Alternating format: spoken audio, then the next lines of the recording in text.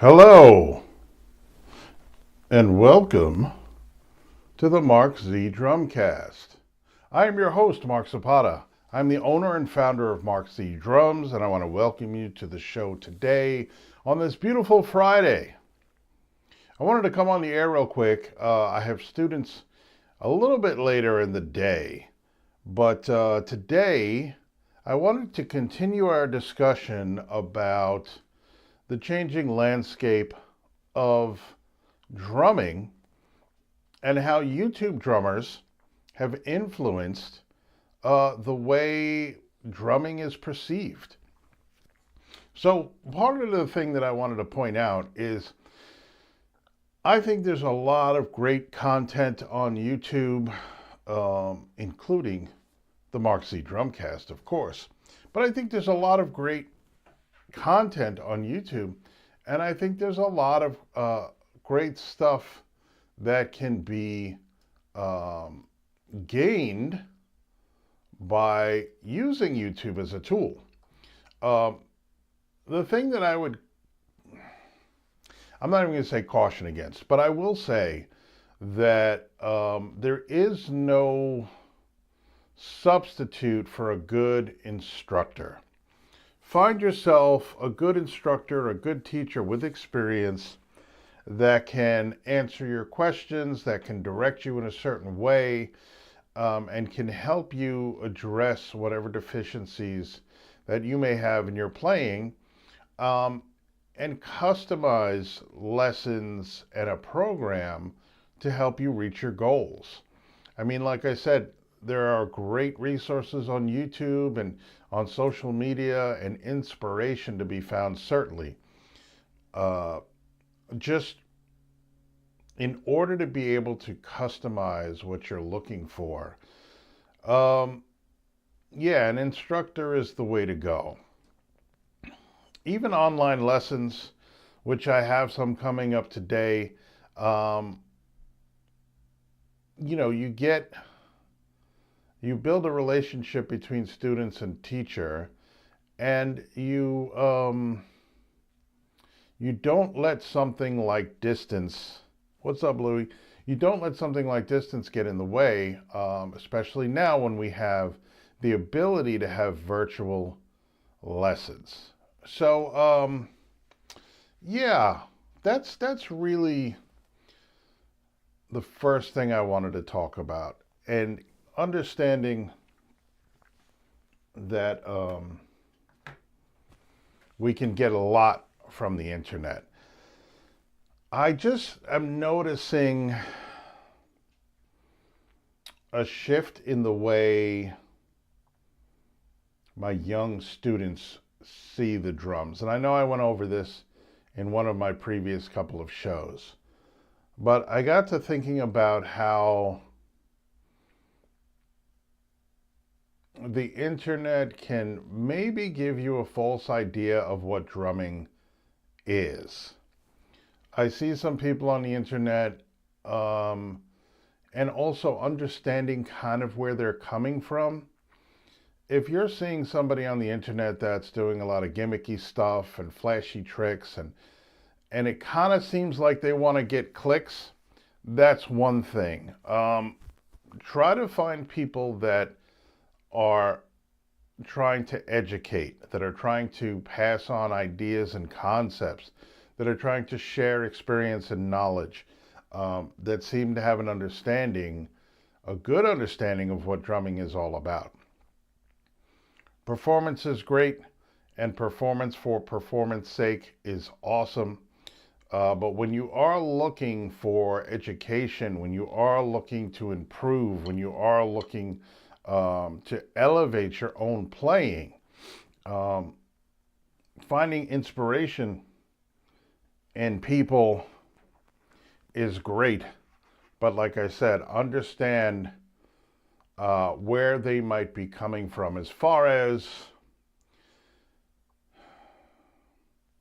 are they, like I said, interested in clicks, or are they interested in um, educating and helping their followers and subscribers to get better. Just understand where it's coming from, because I do notice that I do have some students that are very kind of insulated in their own playing, and I've also talked about this, where they're kind of playing in their own bubble and not really understanding and aware of the rest of the band and what's going on, and how what they're doing is affecting the rest of the band. Because make no mistake, when you are playing drums in a band, you are influencing what goes on in that band. If you are not keeping good time, you are going to influence the band in a negative way. If you are making poor choices in what you're playing in the song or in the band, it's going to affect the band in a negative way. I talked on another show about, about timing. And if you have issues with your timing and you're playing in a band, do you ever see your bandmates turn and look at you with puzzled looks on their faces? That's a sure sign that something's not right. Something about what you're doing is a little bit off and maybe causing issues for the band. So when we're playing and we're choosing what we're going to do in a song with the band, we need to consider how it affects the band as a whole and the members individually. We need to listen and watch each other in a band situation, and we do count on each other for certain cues or things, and verbal communication is not really possible. So we have to communicate with looks, with our eyes, by watching each other, by watching the fingers of a bass player or a guitar player, listening, watching when the vocalist is going to sing and when they're not singing. All of those things can help us to be grounded in the song with the band. I may have told this story, but I had a gig one time where the stage was very long and narrow, and the drums were all the way in the back, and the amplifiers were in front of the drums. And that was not usually the case. And I didn't think about it at the time, but as we got on stage and started to play, I realized I could not hear the guitars. And yeah, I definitely told the story. I could not hear the guitars, so I ended up having to watch my guitar player's hands on the neck of the guitar to see where they were in the song. And that's basically how I got through the gig. That, vocal cues, and listening to the bass, because I was able to hear the bass a little bit. But, the nonverbal communication between bandmates is very, very important. And it's just as important as in rehearsal as it is at a live show, because rehearsal is where we can recognize when somebody may be in the wrong part of the song, or change too early or change too late. And in rehearsal is when we can work on that communication, when we could, lean over and look at one of our bandmates, and hopefully they're looking at us from time to time and we can catch their eye, or look at the other bandmates that realize that one person maybe changed too soon, and everybody can shift and follow that person. So I'm thinking that maybe when I experience a student that kind of seems to be all about themselves and in their own heads, if maybe it's the result of, what they see online when they're watching drummers. What they see online is one person performing for an internet audience that doesn't have to think about other people, that doesn't have to consider the bandmates in the band. It's just them. So it's important to understand the difference between like what I'm doing now, and I might play some stuff for you now. I might play a song, or I might do some practice drills or some exercises and stuff like that, and I'm solely performing for anybody that's watching. But when we are in a live situation with other musicians, and we have to be a cohesive unit and be a tight band, I mean, that's what being a tight band is all about. everybody doing the same thing at the same time makes a band tight, makes a band sound really tight. Especially endings, we have to know where we're going to end a song, and if it's a sudden abrupt ending, we need to all be on the same page and bam, punch it at the same time. Same with the accents. Certain songs have certain accented notes that are part of the rhythm of the song, and we all have to know those rhythms, and we all have to play those rhythms. So if you're out there on drums and you decide that those rhythms aren't important and you're going to do your own thing, well, that's going to negatively impact the way the band sounds and the way the band comes across to the audience. So remember, when you're in a band situation, and also understand that there is plenty of time for you to solo and play for yourself. There are parts in songs where the drummer is featured. Maybe you could say to your band, hey, listen, I want a few minutes where I could just go crazy. And that could be something that is agreed upon, and that could be something that's like, hey, go for it. And certainly when you're practicing and working on your own stuff, yes, go crazy, be creative. That is the time to be creative. That is the time to experiment. That is the time to push your limits. But the time to push your limits is not necessarily at a live gig with your band. Or even in rehearsal, for that matter. In rehearsal, you need to be reliable and rock solid. Pushing limits is tough in a live situation. And keep in mind, if you are thinking about pushing those limits, if you are that type of drummer that always wants to live on the edge, when you're playing live performing, make sure that you're not reaching too far. You're not reaching beyond your capabilities, because you need to land that plane. You know what I'm saying? You need to land that fill. So if you are thinking about doing something really dramatic and over the top during a song, just make sure you can come back, like I said, and land that plane. Make sure you can come back where you need to come back, because again, it's going to negatively impact the way your band sounds. And probably the way your band feels about you. If you are constantly taking chances like that and not landing these things, and maybe biting off more than you can chew at the time, you may change the way your bandmates feel about you. I'm just saying. So yeah, just keep that in mind. As far as playing today, it's a lovely Friday. There's a lot going on. I'm very excited. The holiday is coming up. We have Thanksgiving at the end of the month, and it's just a great time of year.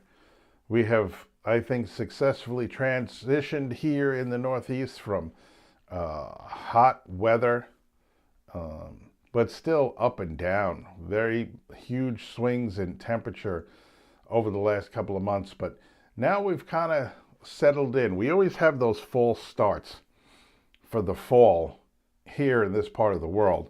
We'll have the false start where it'll be warm, then it'll be cold for about a week, and then we're like, oh, maybe this is finally fall. And nope, it's not. It's a false start, and then we go back to the warm weather for maybe about another week. Maybe a couple of days of cold, another week of warm.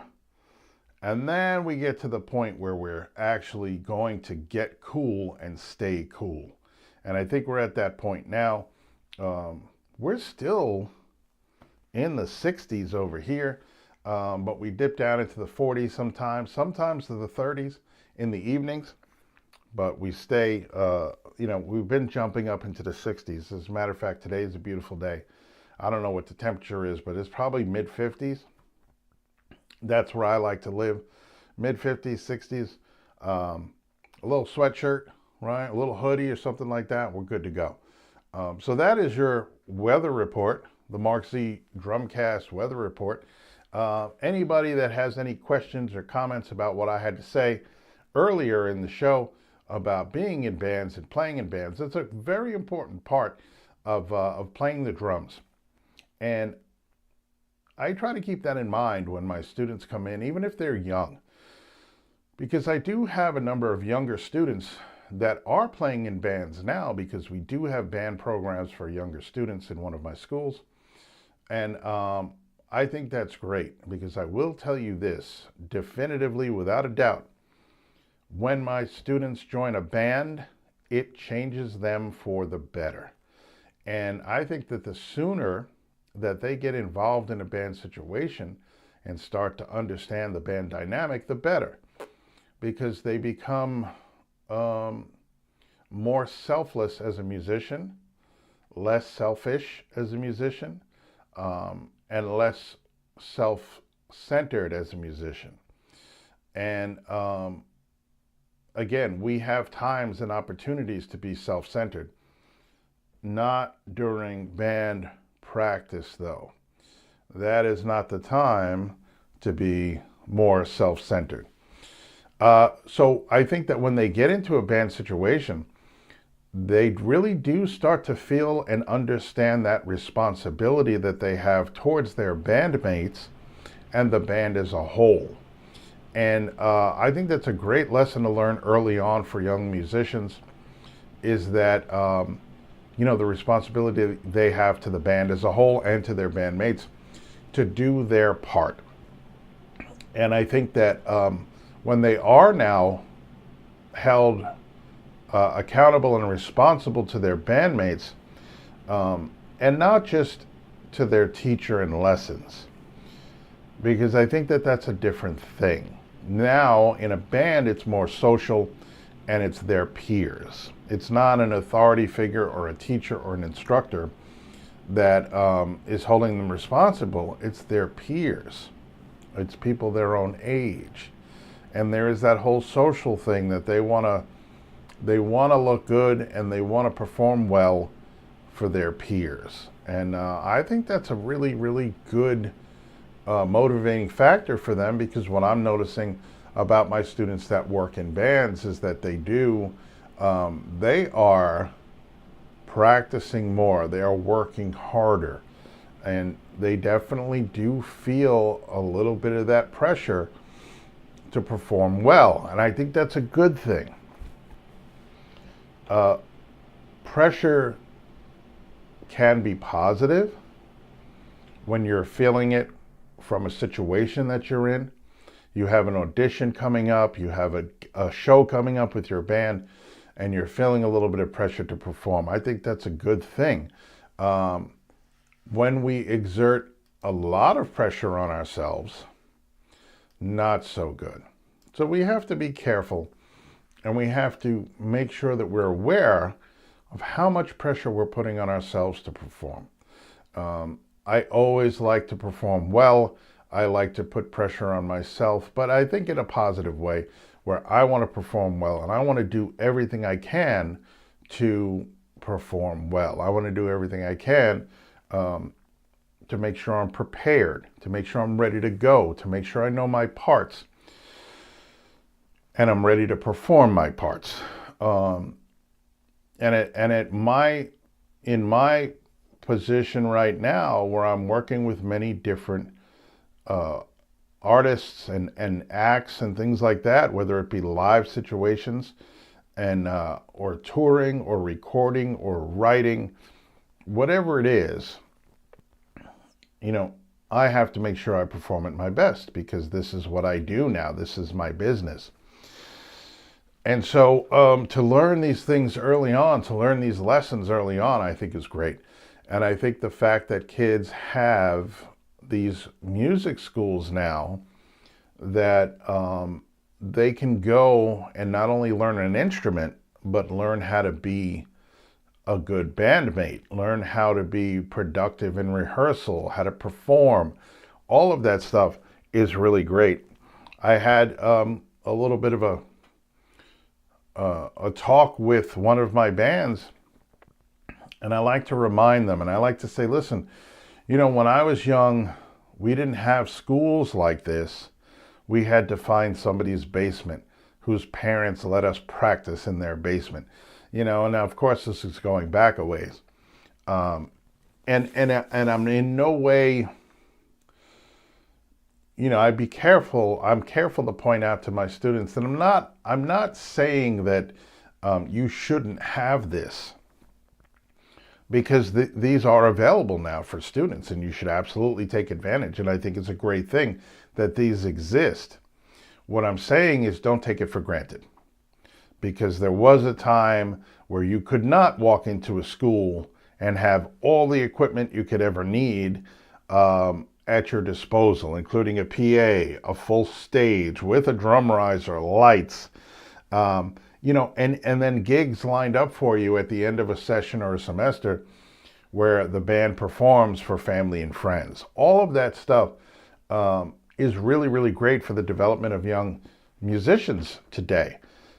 And so in pointing that out to them, it's not like, well, I walked uphill to school both ways, or I rode a bicycle with no wheels to school every day with my sister over my shoulder and my little brother under my arm. It's not to say that. It's just to say, understand that, and I know your parents are paying for it, but it is an opportunity to be put in a situation where you have everything you need, right? Including experienced, knowledgeable instructors and directors to help you be successful. So all of that stuff is a really great thing, but don't lose sight of the fact that it's an opportunity and you should take advantage of it. Try to remember that when you are between rehearsals, that putting in the time and the effort so that you can be successful and you can do your part in the band and learn these lessons and gain this experience. Make sure you understand that this is a great opportunity. And so I had that discussion with my students, and I think they were very receptive, because it's very, it's difficult to say that to a group of young people that don't know the way it was, that don't know anything different. They just know that they come to a school, they learn their instruments, and they're able to play in a band. And I think that they do appreciate it, and I think that they do love it. But there are always some that don't work as hard, and we need to help them to understand that hard work pays off, and that you're not just working hard for you, you're working hard for the good of the entire band and the success of the entire band. And listen, I always think it's better and more fun to show up prepared for a gig and not feel those nerves, because I always say I'll never be nervous because I'm unprepared. I'll be nervous because there's a lot of people in the crowd. I'll be nervous because, whatever, we have to get to the gig on time, and, this, that, and the other thing, and all the other things that you could be nervous about. But I'll never again be nervous because I'm unprepared. I've made that promise to myself. So on that note, I will leave you. I love working with my student bands. I think they're all awesome, and valuable lessons learned early on in their young lives, in their musical careers, that I think are invaluable. So thanks for joining me today. Have a great weekend, everybody. It's going to be a great, fun weekend over here at MarkZDrums Studios. So thank you for all of your support. Go ahead and check out my Patreon. I'm working hard on a bunch of stuff. Super busy, but I'm hoping to get a lot more content up going, and a lot more content here on the MarkZDrums channel on YouTube. So thank you very much, MarkZDrums across all platforms, and have a great weekend, and I will catch you next time.